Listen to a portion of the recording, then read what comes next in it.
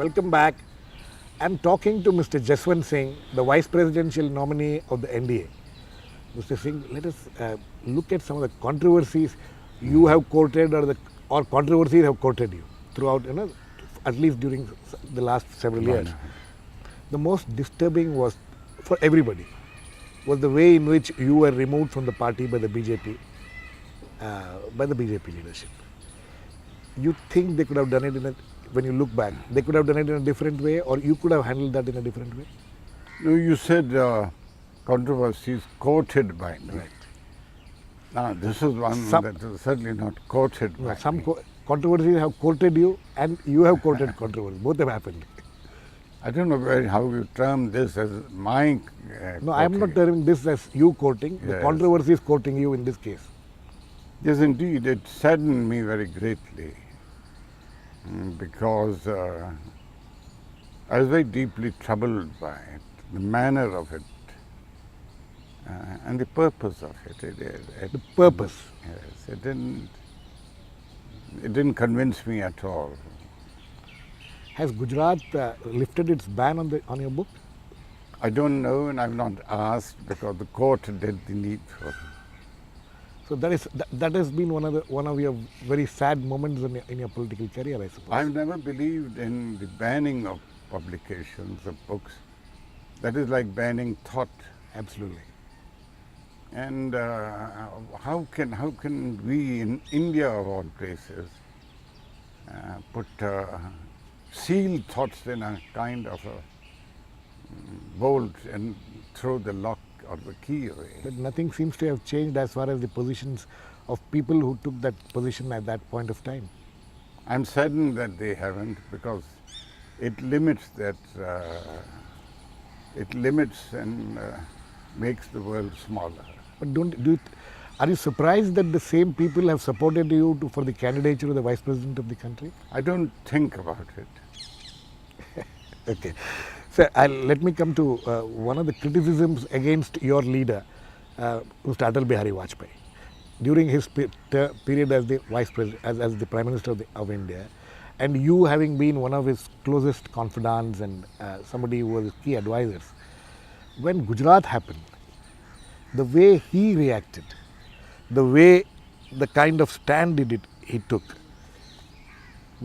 when you look at it retrospectively, how do you look at his role? Well, I think he reacted to it extremely civilizedly. He reacted to it in a manner that a Prime Minister of sensibility and deep reflection did. He disapproved of what had happened in a very civilized language. Prime Ministers have not the license. But that did not seem to carry, the message didn't seem to get carried. You make an error, Mr. Nikam, that Prime Ministers are dictators. Prime Ministers are not dictators in a democracy. They have to carry the larger collectivity with them. This troubled Mr. Vajpayee, as indeed it troubled a great many others in the party.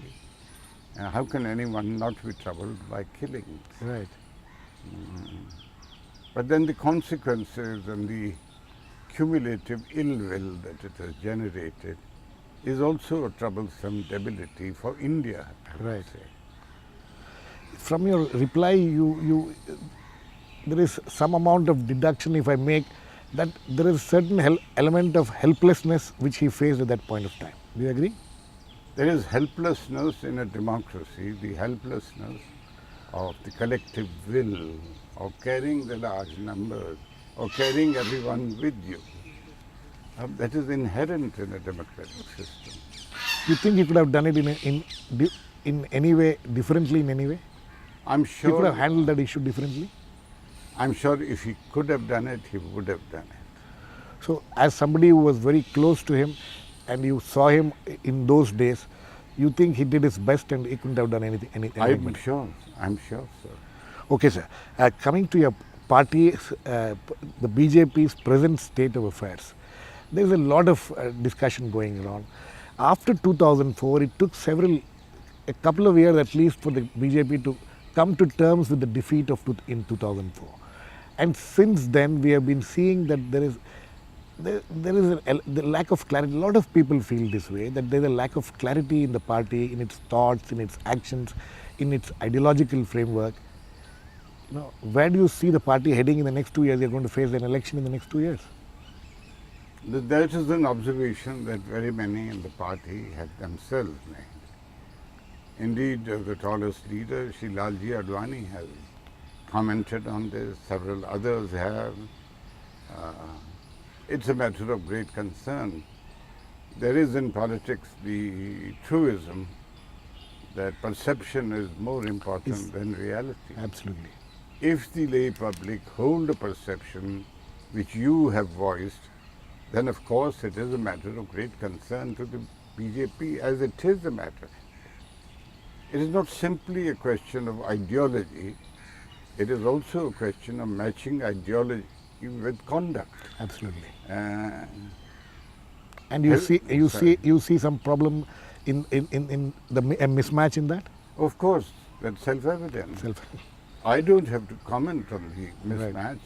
Events are commenting on the mismatch. Absolutely. So, you think that in the next 2 years, any correctives can be taken to better the situation as far as the party is concerned? I think I would have to plagiarize a bit in answering this question. You project a 2-year time frame. Who said a week is a long time in politics? Sir, final question. 20 years of liberalization and globalization. You have been a very important element in this whole process. Looking back of these 20 years of liberalization and globalization, where as a country, successive governments have followed the same policies which you have also written about. Where have we, do you think we are on the right path? Do you think corrective steps need to be taken? Of course. First, I'll answer the last bit of it first. Corrective steps have to constantly be taken because policy and its implementation are two different things. Policy enunciation is one part, implementation is not a fixity, because in implementation you have to constantly correct and keep changing nuances. Now in this I would say that what I thought was very important and needed to be corrected, and the very first reform was, and I used to voice this thought, the reform of the mindset of India. And in mindset I meant the first reform is the mindset of the civil service, Right. which is steeped in the ethos of no. It had to move from a no-saying civil service to a yes-saying civil service. Okay, I think Mr. Jaswant Singh, we are completely run out of time, but Thank you. that's a good note on which we are ending. This is a message to the civil service of this country to change their mindset. Thank you very much. We wish we had more time to discuss many more things. That was Mr. Jaswant Singh, the Vice Presidential candidate of the NDA, talking to us. Thank you very much.